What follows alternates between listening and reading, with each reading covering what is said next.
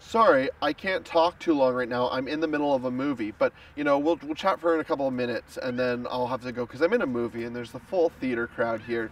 And I'm sure that they don't care because my life is more important than them watching this movie that they paid to come and see.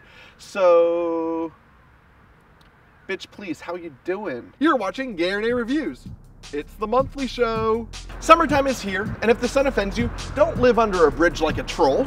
Go to the movies! For us, it's time for the June monthly show.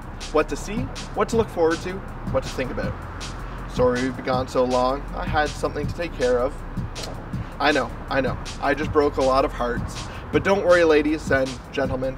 I'm sure there's someone nearly as awesome as me out there for you. Well, May has come and gone, thank God, with very few movies to cheer about. Cheering for The Avengers, obviously, 3 times in theaters so far, and maybe another cheap Tuesday in a week or so. The Dictator was hilarious, extremely crude, extremely offensive, yet I couldn't help but laugh from beginning to end. And the rest of May, well, we had Rihanna's acting debut in Battleship. We had Will Smith go back in time in Men in Black 3, which was mildly better than the second, but far from the quality of the original. And the end of May brought us one of the worst horror movies I've ever seen.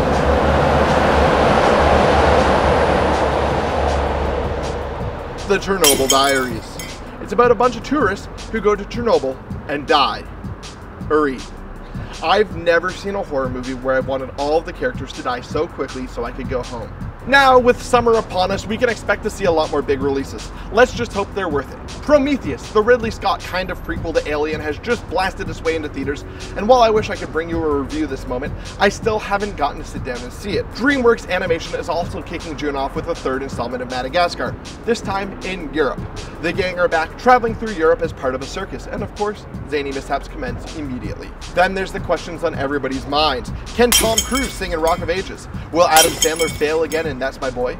Will Pixar's Brave live up to the name that Pixar sets for itself? Did Abraham Lincoln actually hunt vampires? And how will Seth MacFarlane fare in his transition from the small screen to the big screen with Ted? All of these will be answered over the next few weeks. This month, we're going back to basics and talking movie etiquette. It's shocking that sometimes we just need to sit down and rap about something as simple as this here in the 21st century. But given some of my experiences lately, apparently we do. First, make sure you know a little bit about the movie you're going to see. At least have an idea if this is going to be something you might actually enjoy. So many times I've gone into a movie that I've known is a foreign film with subtitles, and within the first few minutes, people are piling out in droves. Seriously, 5 seconds of research would have told you what to expect here, and you wouldn't have gone through the hassle of purchasing tickets and snacks and all of that jazz. And you wouldn't have to disrupt everyone down the road just to get out. Talking about getting out of a row, know your limit on beverages. If the movie you're seeing is 2.5 hours long, best not be buying that extra large soda, right? And if you have a tiny bladder, sit on the aisle, would you? In fact, if you're not in an aisle seat, you shouldn't be getting up to leave at all, unless it's a real emergency. Because having to walk over people and disturbing their viewing experiences just to get out of your row is not cool. Now, for the love of God, Jesus Christ, and all the elves that are holy, I know that we live in the 21st century, but cell phones off. No, not on vibrate.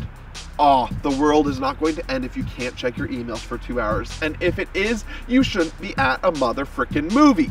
Seriously, I was at a screening a few years back and this girl used her phone so continuously that the guy directly behind her got so fed up at seeing the bright light from her screen that he dumped an entire bag of popcorn on her head. It was hilarious. Bitch had it coming.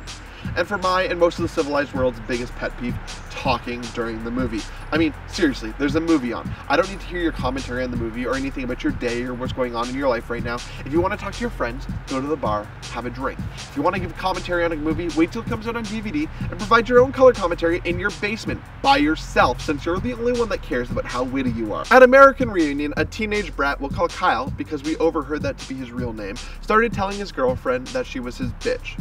Over and over and over and over until finally some guy turned around and told him to shut the fuck up. Kyle did not shut the fuck up. The two argued, and it got to the point where the guy poked Kyle in the chest and pretty much threatened him with death. It was hilarious. I was rooting for death.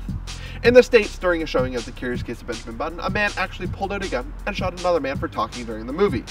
Peaceful movie watching is serious business, which brings us to the end of this discussion where I simply say, enjoy your movie and let others do the same. It all comes down to common courtesy so you and your fellow moviegoers can all enjoy. And what about you? What are some of your best movie disruption stories? Tell us in the comments below or over on our website, shouldyousee.com. And if you're still in the video watching mood, why not check out these reviews for new releases and see if they're worth checking out. In peace, in a theater near you.